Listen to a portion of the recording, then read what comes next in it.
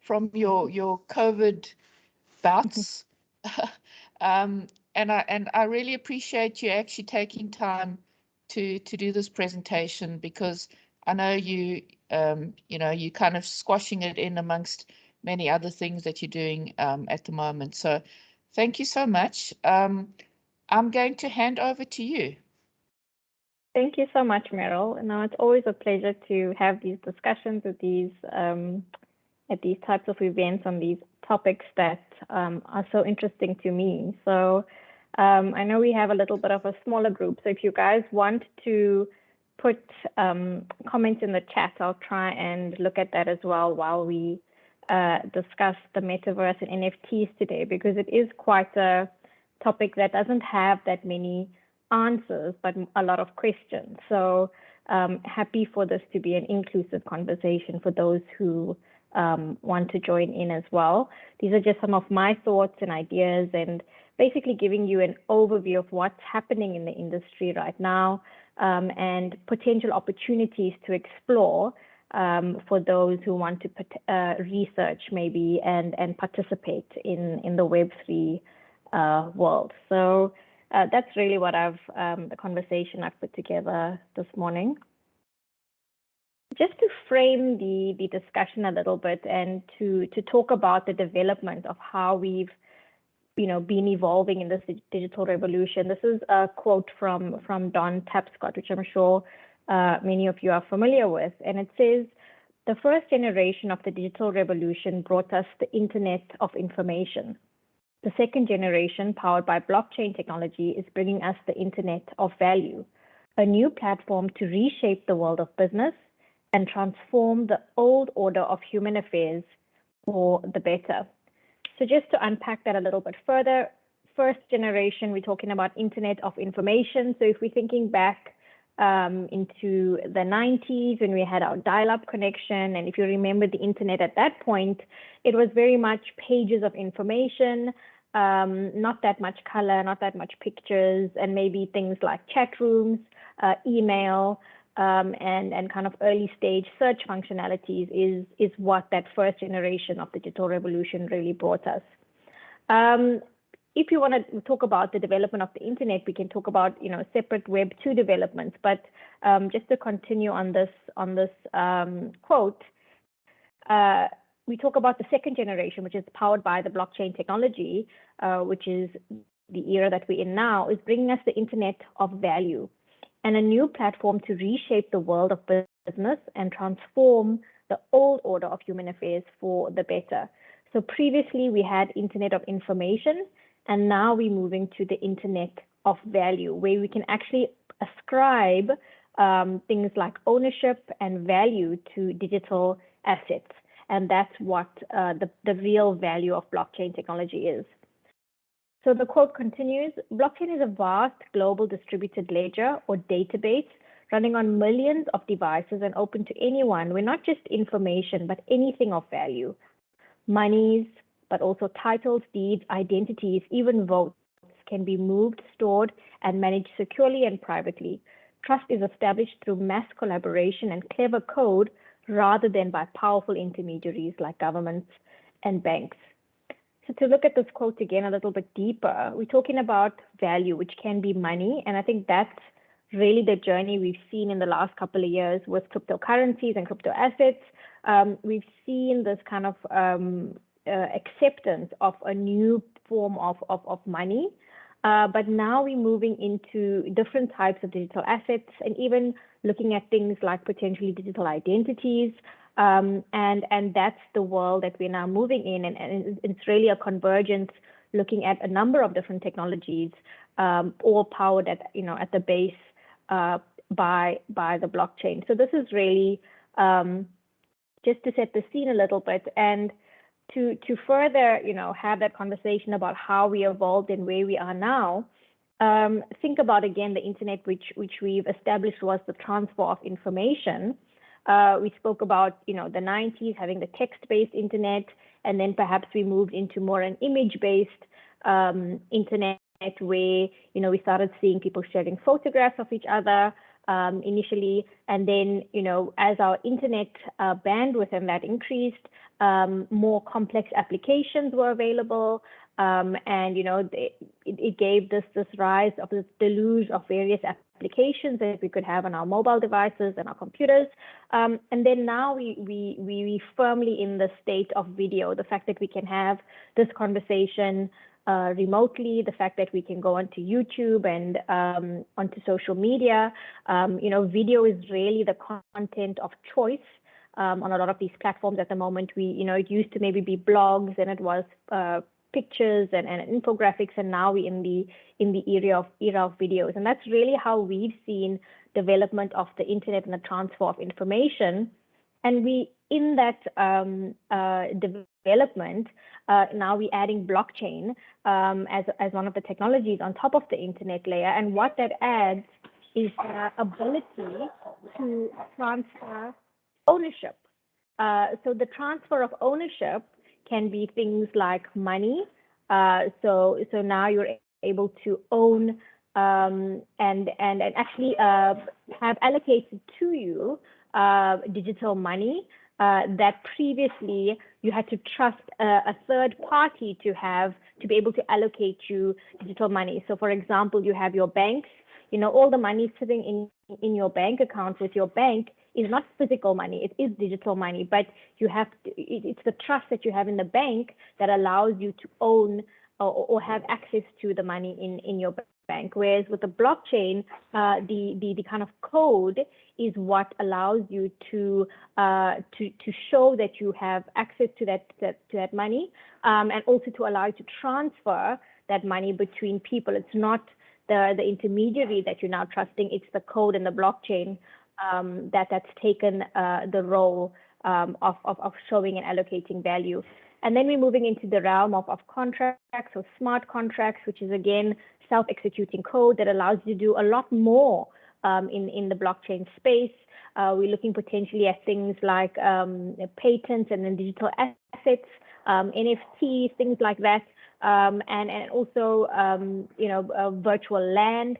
There's a lot more applications we're now seeing that are now occurring way beyond the initial cryptocurrencies that we had when blockchain was created with Bitcoin back in 2009. So we've really seen an evolution, as I said, from the Web 1, which was this kind of text-based, very static internet, to the Web 2, which I would say is the more interactive video internet, which we know and explore today.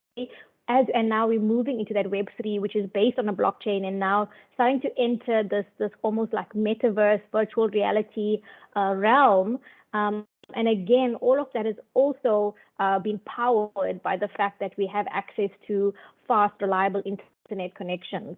As the internet has developed and the bandwidth has developed, our ability to do more on the internet has also increased with that. So that's where we are really right now, and that's how we've developed to where we are now. And I think going forward, it's very difficult to say exactly where we're going to end up. Because think about, if you take a few steps back and you go into the 90s, before we had things like internet banking and mobile banking and wearable banking, it was such a foreign concept for somebody to say, oh, I'm going to transfer money on the internet. But now internet banking is like a normal part of life. For most people, you don't even interact with cash anymore, or your kind of banking is done in a virtual environment. You don't go into a branch. You interact with your bank either through your computer or even just your phone. And now it's moved even further, where people don't even need a phone or a wallet. You just need your watch, and you can make payments like that. And so banking has evolved as a service because of the development of the internet and the ability we've had, and also the trust in the applications that we've had. So it's really a journey of trust. It's really a journey of access to reliable internet and bandwidth. And so, in the 90s, as I said, would we really have predicted something like YouTube and Netflix and online banking and making payments with your watches and social media? It would have been very difficult for somebody to foresee that world. And so very similarly now, where we're sitting on the kind of doorstep of Web3, it's very difficult to see exactly where we're going to be a couple of years from now, 10 years from now, 20 years from now, to say, you know, this is exactly where we're headed. But we can see so many potential opportunities of where we could end up. There's really, you know, it's as far as your imagination can stretch with regards to what the future can look like because of the number of opportunities that are available to us today. So, you know, to really participate in an immersive Web3 experience, you almost need to be wearing, you know, some kind of virtual reality goggles or have some kind of augmented reality, you know, device with you to feel that you're fully immersive. And a lot of people say, you know, who's going to spend their whole day with a goggle on their face and, you know, in the metaverse? You know, it's never going to happen. We've heard that line so many times before. You know, when the computer was invented, people were like, oh, maybe 10 people will want a computer, but why will anybody else ever need a computer? You know, these type of comments were made throughout history as tech developed because we couldn't really foresee what that future would look like. Maybe 10 years from now, you know, I'm not going to be sitting staring at my computer with a little camera looking at me. I'm maybe going to be in my goggles and we're all going to be in a virtual room together while I present this presentation to you. And maybe that's the future of presentations, where we actually feel immersed in this experience in some kind of metaverse. Maybe Teams will become a metaverse, you know, at that stage, and we can actually walk into a virtual meeting room and we're all sitting in our houses with goggles. I mean, for me, it's not a big step from staring at my computer screen to putting on a goggle on my head. You know, I don't think it's like that big of a leap for us. So again, where we end up, nobody knows for sure, but it's very exciting space to be in because of the number of opportunities that we have. So one of the important kind of developments is this thing of non-fungible tokens. You know, so you've got your fungible tokens, which are your crypto assets. So, you know, one Bitcoin and one Bitcoin here, they're basically the same thing. They have the same value. And whether you're holding this Bitcoin or you're holding this Bitcoin, you can't really say there's a massive difference. You know, maybe the wallet key, the key for the wallet, you know, maybe the code is different to access those Bitcoins. But beyond that, you know, there's no real difference. It's the same, like you have 100 Rand here or you have 100 Rand here. Those are fungible items and they can be replaced with each other and the value is still the same. And so now we move into a space of non-fungible tokens. And non-fungible means, you know, item A and item B are no longer the same. They may have similar concepts. They may have similar concepts or similar attributes or be part of the same kind of theme or launch, but the value of item A versus the value of item B will be different. There'll be different attributes and there'll be a distinctiveness about each one that makes it special and unique. And the fact that you can now attribute ownership because of the blockchain to one of these particular digital assets is therefore increasing the value of these new digital items. So previously, you know, if you had a JPEG or a PDF document or whatever it is, and you attach it to an email and you email it out, you know, who knows who was the first owner of that particular document? You know, it can be spread to thousands of people without really being able to trace back who was the first person, you know, unless you like forwarded an email chain and you can go back to the first email and see who sent this out. But as soon as you delete that email history, we would have no idea who was the first person who sent that particular attachment out. Whereas now with an NFT, you can almost go back and look at the history and say, oh, this is the person who created it. This is the person who minted it. And then it was transferred to this person. It was transferred to this person. And then if I'm buying it now, I can go back and see, oh, this is where it came from. This is its origin story. And this is how it ended up in my hands. And now other people can also go and look at the blockchain and say, oh, look, this particular item is attributed to you because your wallet is listed as the owner of this particular item. And that's, you know, the simple concept that makes NFTs so interesting And also that's the reason why it's become so valuable in a number of respects. So there's some interesting things people have been doing that I'm sure a number of you are already aware of. One of the first kind of industries that took off with NFTs was that of digital art.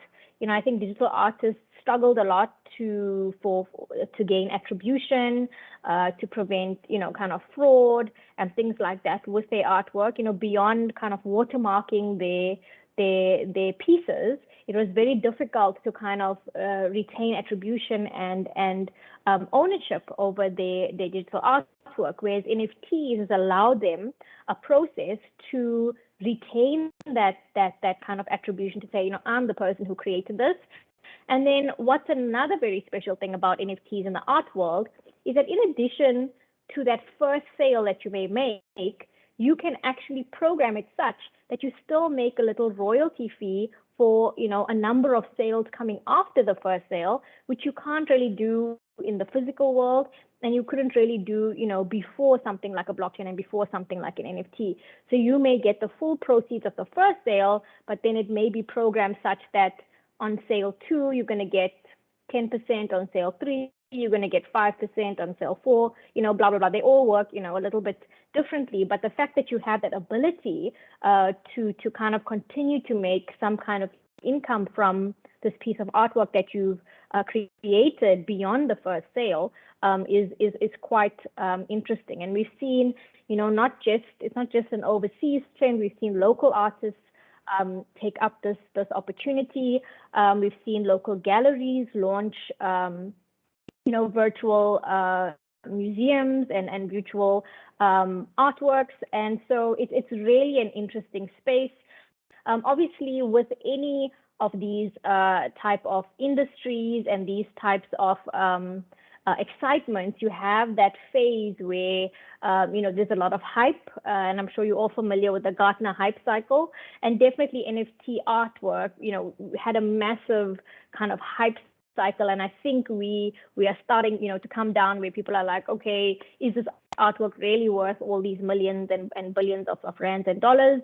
And so we're starting to see things, potentially in the next couple of years, they'll settle down, and we'll see that kind of convergence happen. But with anything exciting, you always get that initial hype, and we saw that, with Beeple and the crazy amount of money that was paid for some of these artworks.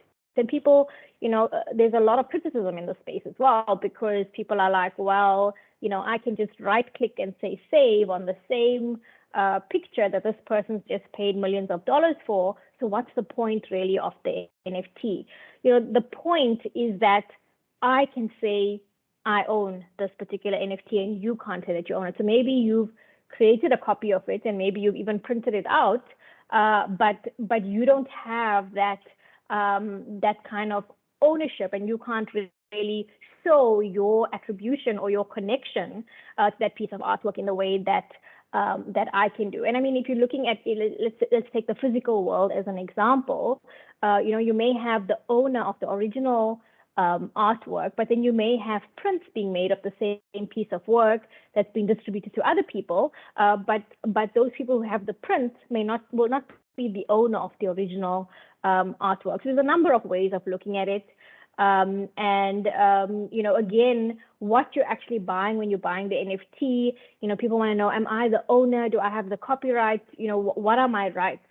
And it's very dependent on the platform you're purchasing from, on the terms and conditions. A lot of people don't realize there are terms and conditions of sale when you're purchasing on these various platforms, and you need to have a look, whether it's OpenSea or Super Rare or Africa Rare, wherever you're purchasing from, have a look and see, what am I purchasing?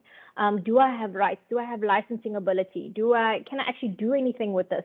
Can I create physical versions of this digital artwork?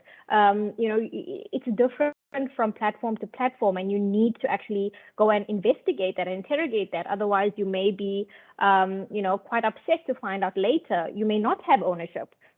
You may just have a license to say that you're connected to this digital piece, and that's the extent of your right. So we do need to interrogate that and understand what we're buying when we're paying these amounts for art. But I think it's a great industry, and I think it's really lifted up the ability for a number of digital artists to make a livelihood, which is really great. The other interesting area, and one of the first areas really that developed with NFTs, is this thing of digital collectibles. I think as humans, we probably love to collect things because we've been collectors of items over time, whether it be a stamp collection or a rock collection or photography or artwork, baseball cards. People have been collecting different things over time. And so it's that same concept of wanting to have a collector's item that the NFT world has now caught onto. And really, there's these launches of very basic looking kind of characters and things like that. And it's almost become a flex, I would say. It's a flex to say, I own a Bored Ape, or it's a flex to say, you own a CryptoPunk. And we've noticed, there's some like celebrities like Snoop Dogg and others who actually print out a picture of their Bored Ape on their clothing to show, like, this is my Bored Ape, or they'll put it as a profile picture on Twitter, whatever it is. And it's really a flex to say, I actually have one of these. And because people who are familiar know the value of a Bored Ape or the value of a CryptoPunk, you're like, wow, okay, you that's yours, and that's what you own. So again, what are they buying when they own it? It depends on the platform when they purchased it, and you have to go and look at the terms and conditions. Many times, there's not that strong rights attributed to it. But there was an interesting story recently with one of the Bored Apes where they did actually purchase the licensing rights to the Bored Ape because they wanted to create a character and a show centered around this Bored Ape as the main character.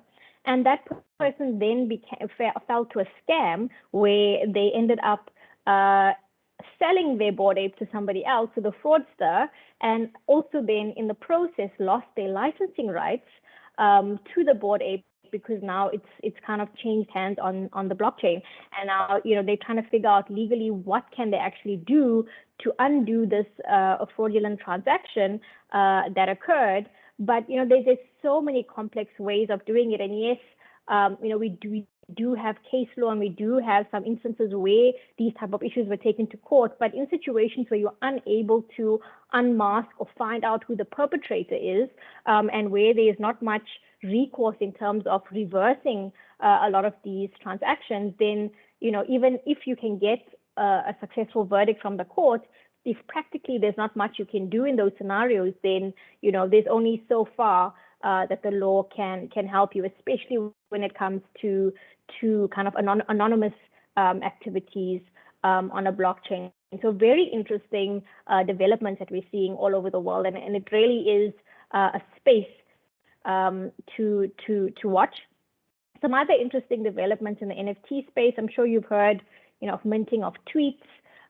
There's a platform that you can go where you can actually mint tweets, and then those tweets can get resold. The interesting thing there is you can also mint other people's tweets. It doesn't have to be your own tweet that you mint, and then you can make money off that. And then also we've seen now, most recently, the latest Coachella that happened a couple of weeks ago. They also issued an NFT for your ticket to attend Coachella. So it becomes now a dual purpose. One is a verified ticket on a blockchain, and then secondly, you've now got this memento or collector's item to show, I went to Coachella 2022, and this is kind of my memento, this NFT that I have from that particular event. So very interesting use cases that we're seeing, and we're really seeing a lot of activity in the luxury goods space. Things like NFT Gucci sneakers, those are really being embraced in the luxury goods space as well. Cryptokitties were one of the first kind of NFT collectibles to be launched, and it really kind of was almost a learning exercise in a lot of ways, because it was early on, before, you know, much of the hype and the craze. And for a lot of people, it was just an exploratory way to say, okay, I can buy, I can sell this. This is a unique digital thing that I have access to. And now we've seen, you know, developments way past Cryptokitties, and we have something, you know, the bored apes that I spoke about earlier. These are, you know, they sell for a lot more money than a CryptoKitty, and similar to things like CryptoPunks. It's become, you know, as I said, the digital flex. If you're in these industries, if you're in these circles, if you're a celebrity, saying you have one of these bored apes, or you own one of them, you know, maybe previously, if you said, you know, I own this Andy Warhol, you know, piece of artwork, you know, maybe that would have been the same kind of ballpark. But now, this is really what you would do to stand out and be like, you know, I have something cool that there's only one in the world, and I'm the one that kind of has it. So it's interesting to see who's participating in the ecosystem, you know, who's putting money here. You know, that's really interesting development, you know, just from a research perspective, to see what's happening. So now we have this thing called the metaverse, and, you know, the metaverse really is almost a convergence of a number of underlying technologies that, as they come together, are creating almost this new experience where we almost have a digital version of, you know, our lives, but now we've got this virtual version of ourselves as well, and we can interact in this virtual space with all our virtual assets. So it's almost like a place for your virtual assets, in a sense. You can buy digital land, and then you can perhaps put out your, you can have a digital house, put out your virtual artwork that you've purchased on an NFT in your virtual house, wear your Gucci sneakers, you know, in your on your digital person, or a digital avatar. And you participate in it, you know, potentially by wearing the AR, VR goggles. And as we're seeing all of these kind of technologies come together, we're going to see further growth and adoption of the metaverse. Now, what, you know, we use this term metaverse also very loosely in terms of what a metaverse is. So let's unpack that a little bit and see, how do we understand the word metaverse. So, you know, metaverse for me is a broad term, and I think it can go back, you know, to Second Life, and maybe a number of you are also familiar with the Second Life world. And it really was, you know, almost like The Sims, where you'd be this virtual person in this virtual land and kind of interact with others in that way. Of course, back then, Second Life, people always say, was kind of ahead of its time, given the nature of our internet and bandwidth at the time when Second Life was around. You know, it may not have been accessible to that many people at the time when it was kind of launched. Now, however, you know, if you're looking at the gaming world, and if you're looking at like the teenagers, for example, they are fully immersed, you know, in various metaverses, and they kind of, you know, and especially with like COVID, this was the way they interacted with their friends, whether it was Minecraft or Fortnite or Roblox or Pokemon Go. They've been living in this augmented reality world already. They you know, arrange to meet their friends in these worlds. That's how they socialize, and it's very, very much a first language for a lot of people growing up today. And especially because of this lockdown that we've just come in this last 2 years, they were not allowed to physically meet, but they still needed to have friends. They still needed to socialize, and they've kind of embraced these metaverse worlds, you know, quite strongly. And now there's very strong communities in a lot of these places, and, you know, a lot of us may not even be aware of how active some of these communities are. We've seen, you know, some pop stars or rock stars, whatever you want to call them, launch concerts in some of these kind of metaverses. And this is really, the development and how these worlds are really going to start combining. So it's starting with things like gaming, but it's going to move into more, into other applications as well. So some of the other blockchain-based metaverses, there's Axie Infinity, Decentraland, the Sandbox, and Meta, Facebook's holding companies. Of course, they changed their name from Facebook to Meta not so long ago with a very strong metaverse strategy. And so, given the number of users already in the kind of Facebook social media world, if they could convert those users into their metaverse one day, they would likely have the largest metaverse community.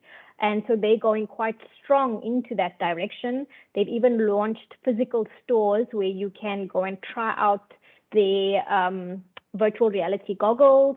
So you can see that they're putting a lot of effort into being, the kind of the controllers of the main metaverse. Because at the moment we do have multiple metaverses. It's not just one big metaverse that we all interact with. We've got different worlds almost that are coming up, and whether we move into a future where we have multiple metaverses, and that's like the multiverse metaverse scenario, or will one emerge as the main metaverse that we all want to participate in? Will it be the meta one? Will it be a different one?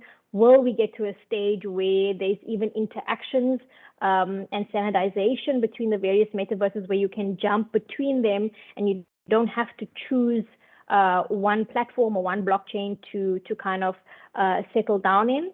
These are questions that we don't know where we're going to end up in the future, but we can see the direction we're going in, and it looks like we're moving in this kind of immersive reality. Looks like a very likely future scenario for us, where we have these kind of very immersive experiences when we are online.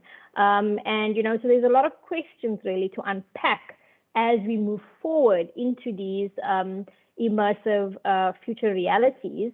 And we've already seen a few of the issues starting to emerge. So we've seen, for example, there was a case of sexual harassment in one of the metaverses, where somebody tried to sexually assault somebody else's avatar in a particular metaverse. And what that metaverse then did is create a kind of almost like a 1 meter zone or shield around a person, so another person's avatar couldn't get too close to you to be able to do that kind of assault on the next person. So there's these questions we don't even think about, but we have to start thinking about them, because if we're going to have this immersive reality, we're going to take a lot of our issues with us into this new reality, and we need to start asking the questions about it. How do you take the metaverse to court? Do you have a mediation, arbitration, conflict resolution facility within the metaverse, and you resolve issues in the platform, or do you bring it back into the physical world and we go to a physical court and we sort it out, and then we implement back into the metaverse? Who's in charge in the metaverse? Do we elect mayors? Is it a democracy? How does that governance work? So some of these platforms already have their own ways of doing it, and not always the same ways of doing it. Most of them use some kind of voting or democratic kind of consensus methodology, as opposed to one person saying, this is the way it is. But these are like very interesting questions that we still have to uncover and unpack, philosophical questions sometimes, to see which direction are we going to end up in. And it's really a very exciting time for anybody working in the space or researching in the space to see and try help move that conversation forward as we move into the metaverse. So I mentioned Bored Apes earlier, and they're really one of the biggest NFT projects, and raised millions and millions of dollars by selling their Bored Ape NFTs. They themselves want to create their own metaverse, and one of the reasons is like Ethereum, the underlying platform which powers a lot of these NFTs. Whenever there's a spike in usage, it becomes very expensive to use it because of something called gas fees that you have to pay, like almost a transaction fee, and can slow down, it can get clogged. And we've seen this happen a number of times when we have, a lot of excitement around one project. We see the situation where the Ethereum network becomes a little bit clogged. And so people want different options, and so it'll be interesting to see if Bored Ape launches their metaverse. What will it look like, and what the adoption around that will be. In Africa, we also have something called Africa Ray, I think it's called, where it sold out their first few. I think they launched early May or end of April, and 149 plots were issued. And in a couple of minutes, actually, this was sold out. Corporates were buying pieces of land in the African metaverse, and we've seen corporates buying land in a number of metaverses globally and locally to do all sorts of things. Some of them are creating like a virtual, bank branch, virtual kind of museums, just places for people to come and look at or hang out, or just a place to hang their logo, get a very kind of well-placed real estate in the metaverse that might attract a lot of traffic, and just getting their logo out there to say, we're also participating in this Web3 economy, and we were one of the first to do it. So it's very interesting to see which corporates are getting into the space. We've seen some banks, we've seen some telcos, we're seeing lots of luxury brands participating in the metaverse world. So it's really an exciting time to be here. And the other very interesting development now that we're seeing with the convergence of the NFTs in the metaverse is the digital twin NFT. And really what a digital twin NFT is, it's a replica of a physical item that's now being replicated in an NFT form and usually visualized in some kind of metaverse. Not always, but sometimes. So we have one example, the car manufacturer Alfa Romeo. They recently have been launching a logbook with their car that's actually on an NFT. So you've got this kind of record that goes with the car that's on the blockchain, and when the car is sold, you've got that history there on the NFT, as opposed to some physical book that's in the cubby, and if it gets lost, how are you going to find the logbook? So an interesting concept, and potentially quite a useful one, especially for a car that changes hands. You've got that full history on an NFT, on a blockchain that's secure, that nobody can really go back and alter, as opposed to a physical book, which may have much less credibility in a sense. Another interesting one, there's a blockchain, I think it's called the Aura blockchain consortium. They've got a number of backers. Prada is one, Louis Vuitton is one. And in this kind of a project or consortium, what they're really doing is creating digital twins for handbags, for luxury handbags, and for watches, and things like that. So the luxury goods item, as I said, is a very big industry in the metaverse and NFTs and digital twins. And now you can go and purchase, perhaps your Prada handbag or your Louis Vuitton handbag, and then you'll get the same accessory as a digital twin, potentially for your avatar in the metaverse to use the same good, and it will be an accredited product from the brand that you're buying it, which is Prada or Louis Vuitton or any other brand in that thing. And I think Gucci also has NFT sneakers that you can purchase for your avatars in some of the metaverse land. So very interesting, to have the bag physically, and then when you pop into your virtual reality world, your bag is there as well. The other development we're seeing is factories and warehousing. So, almost creating the digital twin in the metaverse. And this doesn't have to be in the metaverse, and we're seeing it, in multiple applications, but we're starting to see the kind of NFT metaverse application of it as well.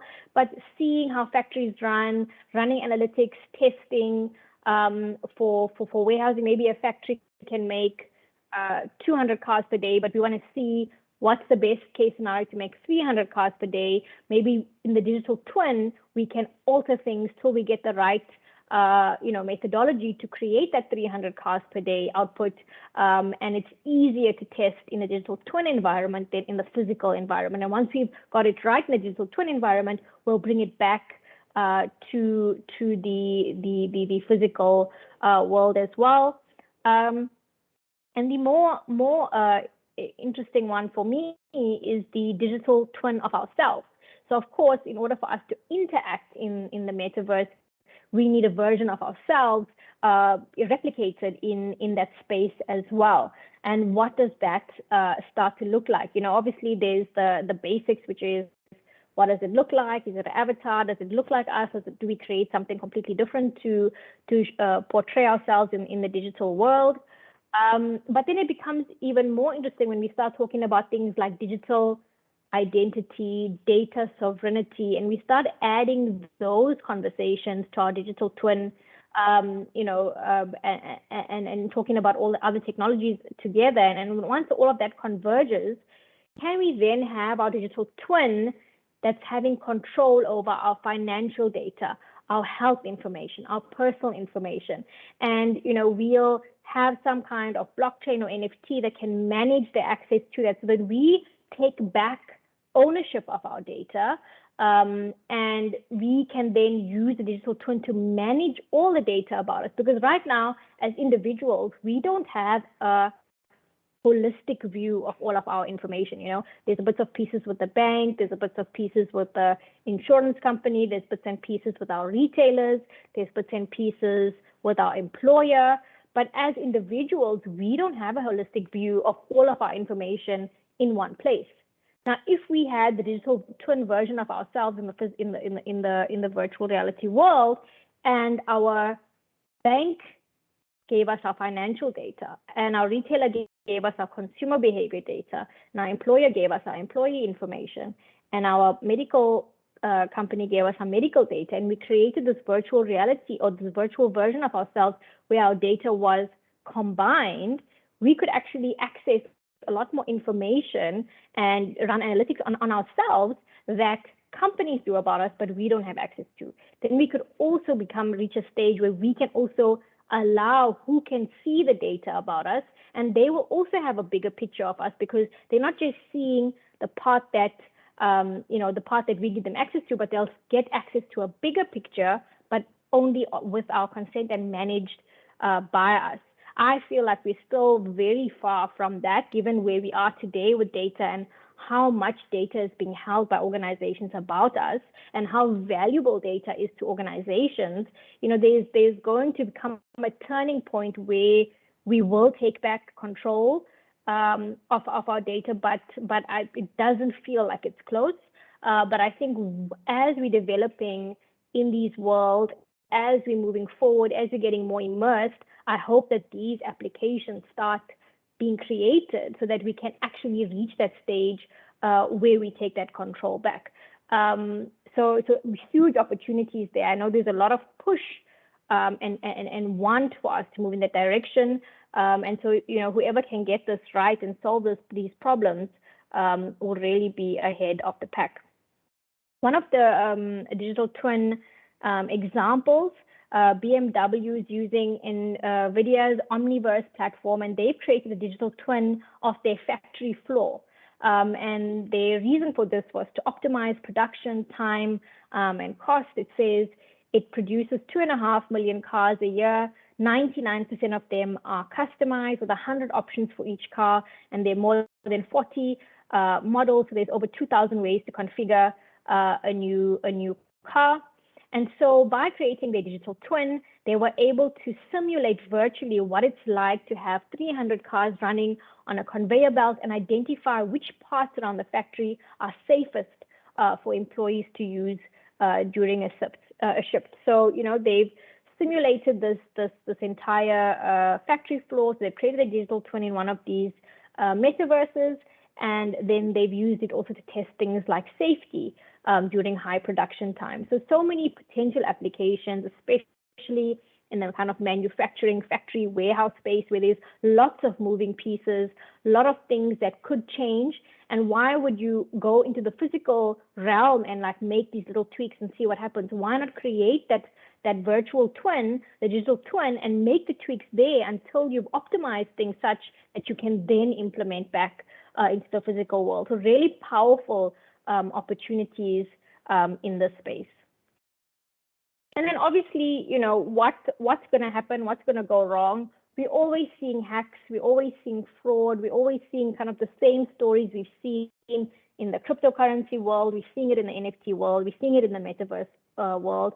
These are part of the game. And so what happened with Bored Ape is their actual Instagram account was hacked.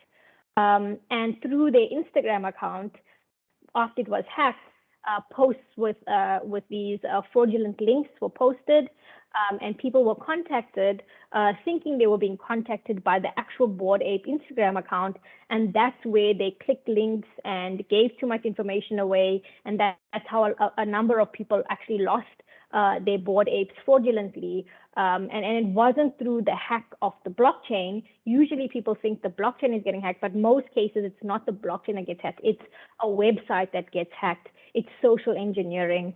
It's, you know, the Instagram account, the social media accounts that get hacked. And through those pathways, the cyber criminals find a way to get access to the underlying NFT or cryptocurrency or whatever it is that they were after. So that's what happened to Bored Ape not so long ago. And a number of high-profile people as well lost access to their Bored Apes. Axie Infinity, one of the metaverses and selling a lot of real estate, also announced that there was some kind of hack. And again, it was, you know, more complex than just saying the blockchain was hacked. Apparently, there was a side chain that was exploited to use funds. And, you know, if there's not many that users on a chain, it's possible that those smaller chains can get overpowered. So number of issues that still are being answered. You know, intellectual property is probably one of the biggest things that we've seen. We've seen brands suing others for misusing their trademarks or logos in the metaverse. We've seen copyright disputes around, you know, what's actually being purchased when somebody's buying an NFT, for example. A lot of, you know, a room to explore the licensing issues, the ownership issues, the copyright issues when it comes to things like NFT and property and our digital selves in the metaverse and what we can and can't do. But we're already getting, you know, case law on this, which is quite interesting.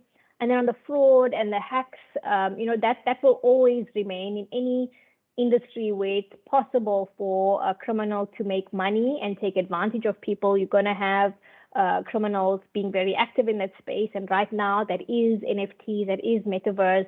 We're going to see a lot of shady people. And it's you know, in these spaces, it's also easy for people to disguise who they are and attack people from anywhere in the world, which makes it much more difficult to find them and prosecute. So we're going to see this. And so you need to be very, very careful when you're participating in these economies and participating in the Web3, because we've had some sophisticated investors who've fallen for a lot of these fraudulent activities and with these hacks. And so all the same principles apply. You know, a lot of these things come down to your basic phishing and things like that, but the attacks are getting more and more sophisticated, so it's becoming more difficult to really identify a lot of these issues.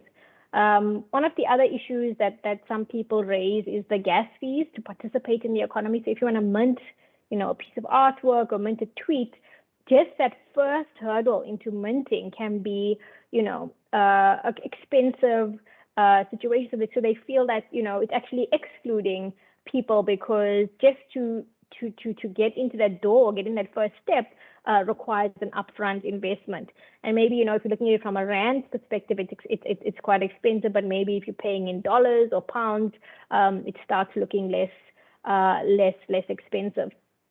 The other interesting critique that I've read is the fact that, you know, if you have an NFT on one platform, that NFT is assigned to you by the platform that you've bought it from. So if that platform closes down, for example, do you still have a right to the underlying digital asset? You know, what are your rights in that scenario where the marketplace that you've actually purchased it from has since collapsed? The second thing is, what if that same NFT is then minted again on another platform and another platform, and now there's 3 versions of the NFT that you've purchased on one platform? You know, artists sometimes retain their rights to do that. So the one artist could launch on here today, launch it tomorrow, and launch somewhere else the next day, and all of a sudden there's 3 versions. So what are you actually purchasing? You're purchasing the right to say you own it on a platform, or are you purchasing the right to own it in the world? You know, these are concepts that we still figuring out. People may only realize after they've purchased that, you know, I actually don't have many rights with regards to what I purchased. The artist is still holding the rights, or the owner of the platform is holding all the rights, and this can actually be listed on multiple platforms. It's unlikely we'll see that happen, because the rarity of something is usually what gives it a bit of its value. And so if somebody goes off and, you know, mints the same thing on multiple platforms, you can start saying then, you know, they diluting the value of that particular digital asset. So it's unlikely to happen, but it's still possible to happen if somebody has the right to do that. So these are some of the issues we're seeing, the things that are being grappled with, things that are ending up in court. Very interesting space. And as I said, really the world, or the metaverse world, is your oyster at this point with regards to how you want to exploit it and what really you want to do in the space.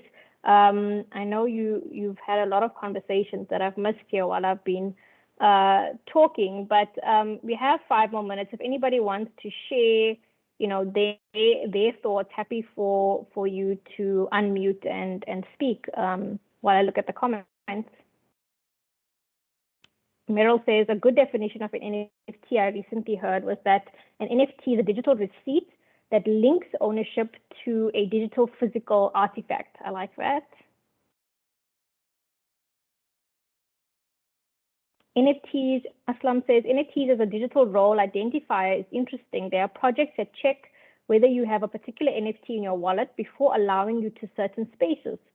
A public service use case, employee roles as transferable, role NFTs, so school principals, nurses, social workers. These roles have information that should that should be closed to the public. Interesting. Meryl, huge opportunities for IP and licensing types of use cases. Music's royalties, yes, huge opportunity. Soundboard NFTs, use case birth certificates, university degrees, marriage certificates. We've seen, and I've seen degrees already. For birth certificate and marriage certificates, we'll need a government obviously to make those changes.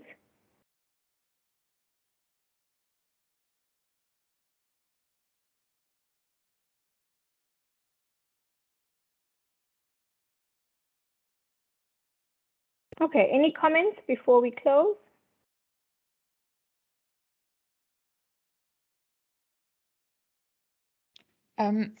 Yeah, I mean, I just wanted to say thank you so much, Nerushka. Very, very interesting talk. And I agree. I mean, I think that, we kind of on the cusp of something really big. And I think it's really important that we start focusing on potential use cases for this technology, because it's going to happen. I think, the Bored Apes and art and music is kind of leading the way in the kind of entertainment space.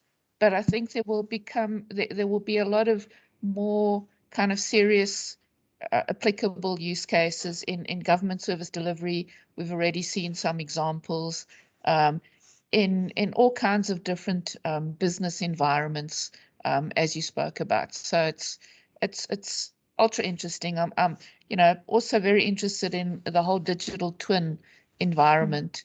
I mean, so I'm currently I work in the Center for Robotics and Future Production that's focused very much on the manufacturing use cases. So yeah, we're already starting to look at digital twins, etc. But linking them to a metaverse is something we haven't looked at yet, for example. So yeah, huge opportunities. And I just want to ask anyone else with any questions, please go ahead. Nerushka is an expert. So if there's something that's been bugging you, Hartmut, please go ahead. Firstly, thank you very much.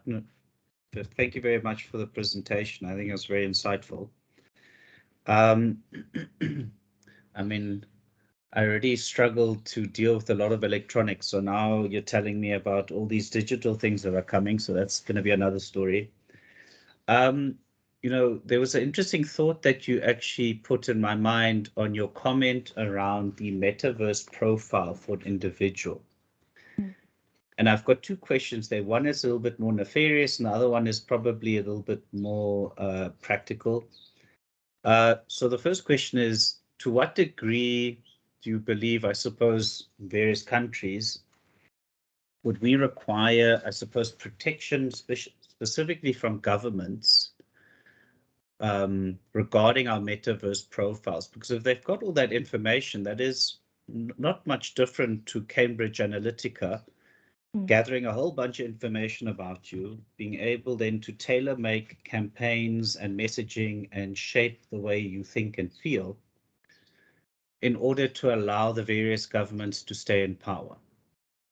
That's the first question. The second question then is something a little bit more practical, is in theory, certain government policies could be actually run through the metaverse to sort of trial and see how they are received and how the population would receive some of those minor tweaks to environments beforehand, before they're actually put into, if I can call it, into production or into reality. Sure. No, to comment on your first point, hoping that this move to the digital twin, or kind of the digital identity or digital sovereignty, whatever you describe it as, should give you more power than you have today. I think the world we live in today has that level of abuse where there are, central authorities or private companies who have large and vast amounts of data about you that can lead to these abuses. And the hope is that we can turn the table such that we then hold the control and the power, and we can decide who gets that access. And even sometimes it can be almost anonymized verification and limit to what is necessary. From a government perspective, I think we're already in a scenario where there's access to data, in a sense that depending on the country you're looking at and the regime and the laws, there can be unfettered access in certain scenarios, and it is something that's being looked at. And if this shift to Web3 can give you back control, hopefully that's more of a solution than a problem. But yeah, how it's going to look and what it's going to be like, at this point, it is still theoretical. The second comment about, potentially using almost like a digital twin government or digital twin municipality, something like that for policies. I mean, it's a very interesting thought exercise. And, if we see government adoption of some of these metaverse, maybe we will go down this path, or we may just see, a different sort of government emerge in the metaverse. So either way, I think it's going to be an interesting development to see. But I think what you're saying about potential digital twins for policy is quite interesting. I just wanted to comment on that as well, Nerushka. In a way, the metaverse is getting rid of national boundaries. In a way, you're actually creating spaces for groups of people that have different things in common. You know, you might be a gamer or a collector or whatever it may be. So I find that very interesting because, you know, you have to ask the question, do national boundaries actually make sense in the world today? I mean, isn't that an artificial way of linking people together based on physically where you're born? You know, you know, rather than kind of finding your tribe in other ways. So that's just a thought from me. Sorry about that. Kim? I'm actually logged on my son's laptop. Sorry. It's D. I wanted to explore more on the usage of NFTs, how to bridge the gap, which is more the digital twin. For example, when you have a company, you'd list it on the JSE, you'd follow the whole process of shares, whereas in the digital space, there is this decentralized autonomous organization, which is the DAO. And how do you see that playing in the when it comes to the way I would say the real world will be able to sort of get into that space of controlling the usage of that. For example, in the DAO, everyone that participates, it's like crowdfunding. You become owner of a share in the company. How do you see that working in the real world? So we're already seeing intervention by regulators in the space where they believe that the NFTs, the crypto assets, are, you know, encroaching on already regulated areas. So the biggest one we see is, you know, the SEC, or the Securities and Exchange Commission in the US. If they think what you're doing, you know, looks and feels like a security, regardless of what you may be calling it and launching it as, and it falls within their regulatory ambit, they may still come after you. And one of the recent cases, you know, the OpenSea marketplace, which is, you know, seen to be a kind of decentralized kind of platform. One of the, I think it was the head of product development, one of the kind of co-founders of OpenSea, was recently, you know, accused of insider trading because he had purchased a couple of NFTs that were about to be launched on the home page of OpenSea. And basically, he preempted that once these NFTs would be on the home page, they would increase in value, and therefore he would make a profit because he bought them before they were launched on the home page. And so that was seen very similarly as you would see in a company for share trading as insider trading. The SEC saw that as insider trading, and so they've gone after him for that. So we see, you know, this kind of the kind of existing regulators going into that space and saying, well, actually what you're doing is part of what we already regulate, and therefore you can't just go and do whatever you want. Even though it's, you know, it could be a decentralized autonomous organization, they're kind of looking at who's, you know, who's coding it, who's kind of the people behind the scenes. And even if the code might be autonomized, they still, you know, where it's possible, sometimes the people can still be at risk, and that's the direction we're seeing things move in at the moment. So would you advise to say if you encroaching in that space, and you just need to explore how the regulators are upfront before you even get in that space? Yes. No, you have to take cognizance of the regulatory ambit before you.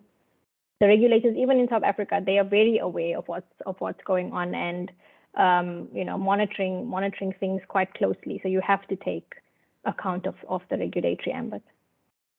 Thank you. Okay, guys. So I'm kind of aware that we've run out of time. I just wanted to say thank you so much, Nerushka. It was lovely having you. It's always learned so much from you. And yeah, we really appreciate it. And hopefully we'll be in touch again. I'm looking for someone to talk about DAOs. So if you want to do it, or if you know of anyone else here, please let me know and we'll arrange a talk on DAOs. So Cool. Thanks very much. Cheers, everyone. Thanks so much. Okay, Bye. bye-bye.